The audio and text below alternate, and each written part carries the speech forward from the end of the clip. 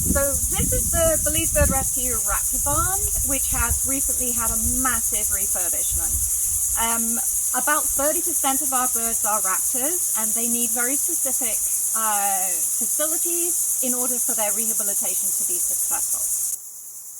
For the last 6 or 7 years, we've been battling predator incursions into these barns. It's been very difficult to safely rehabilitate anything. So what we had to do was completely and utterly strip off every single last little piece of this, throw away anything that was no longer salvageable, and build a complete aviary, a proper frame of steel and 1/2-inch mesh wire, which we know is proven to keep out absolutely every predator that Belize has to offer. And we redid the entire structure.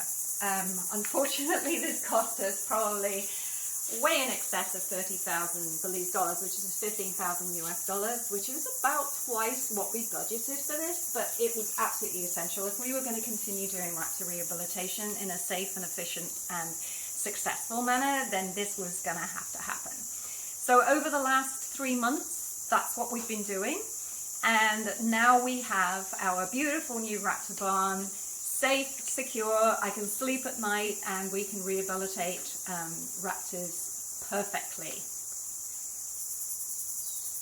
This one is currently empty. It's actually what we call our dark barn, and it was designed specifically for owls and to accommodate some of our smaller owls, like the ferruginous pygmy owl. We've just released one of those from here. So we have a little howdy for them so they can be secure at night, or have like a safe house. We put greenery in there when we have an owl in situ, and then they have feeding platforms and little areas where they could perch and roost. And the slats in here are super close together so that these little pygmy owls can't escape, and the bigger owls feel a lot safer. And this one is our flight enclosure. It's the biggest of the enclosures. We currently do have 2 birds in here, but I'm sure they'll forgive the intrusion. So this is where they get all their flight training, learn to perch, balance. We have swinging perches, we have static perches, high feeding platforms, a little tree, and also in this corner we have a double door, which can be opened to turn this into an L shape, so that we have a little banking practice and more accessible space for the bigger birds and the more agile birds.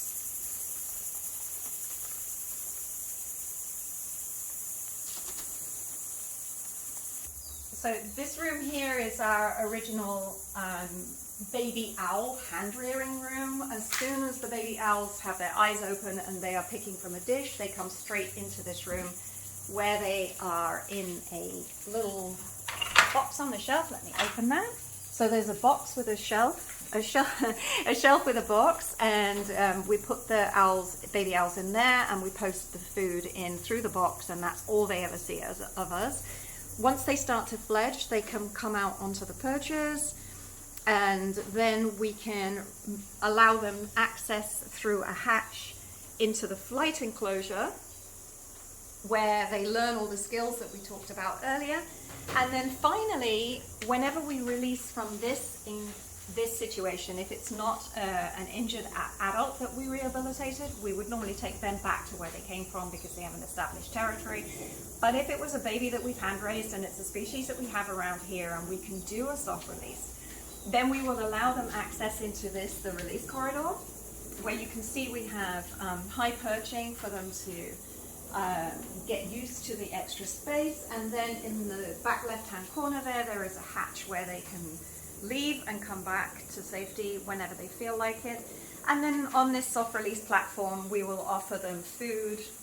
So the day birds come back for the food during the day, and then we put fresh food for the raptors that come in at night, the owls, the nocturnal birds.